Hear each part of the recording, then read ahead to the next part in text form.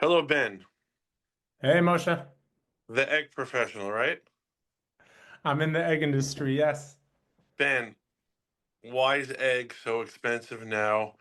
And if you explain to us how the business works, and do we see a light at the end of the tunnel anytime soon?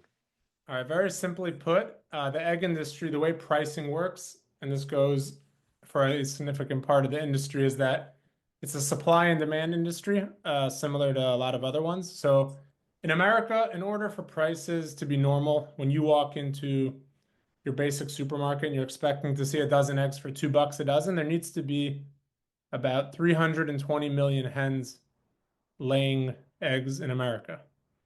So roughly, so when there's 320 million hens laying eggs in America, that creates supply, and there's ample supply from those 320 million chickens.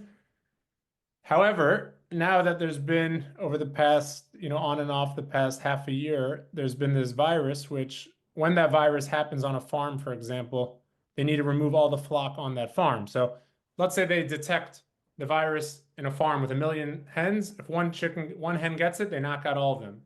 So currently there's about 30 million, 25 to 30 million less hens on the market than usual. So there's about 295 million. Therefore, the supply is way less, the demand is way greater, the price goes up because there's less supply. It's that simple.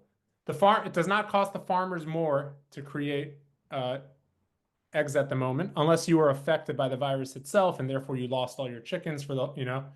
But essentially it's a supply and demand that driving the price. How many egg manufacturer farms are there in the U.S.? There's a lot. Let's throw a number. I'm more on the process side, so I'm selling like liquid eggs, frozen eggs, cooked eggs. On that side, there's not so many. Um, I don't know, let's say 20 or 30, but there's some big ones and then there's the small companies. But on the shell eggs supply, which is what you're seeing in the supermarket, there's a lot more, there's more players on that side than my side of the fence. So there's 20 or 30 big farmers.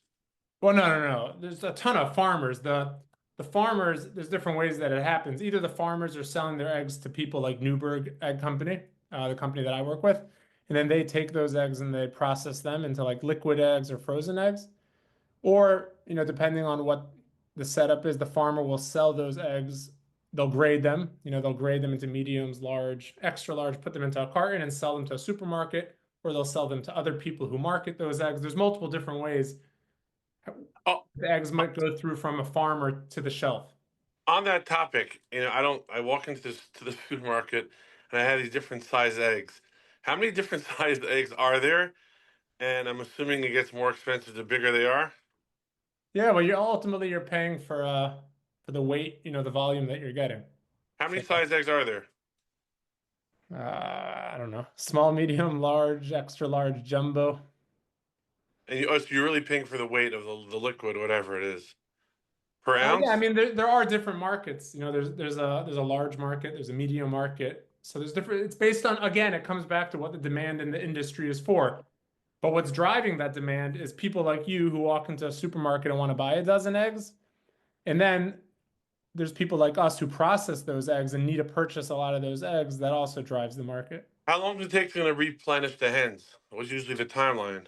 It should this time around, we're hoping that if nothing significant, if there's no significant virus anytime soon, then the prices should start theoretically to go down. I'd say in the next, I don't know, would like to believe in the next 6 to 8 weeks. That would be the earliest, We'll probably. be down to we'll be down to $2, or what's the drop going No, to be? I don't think that quick because there's a couple of different factors. We also just finished Q4, which in general, when there's no virus, Q4 brings up the prices just because the demand, again, it's a demand-based industry. So Q4, a lot of big companies are baking for the holidays and cooking for the holidays, and people are buying more retail.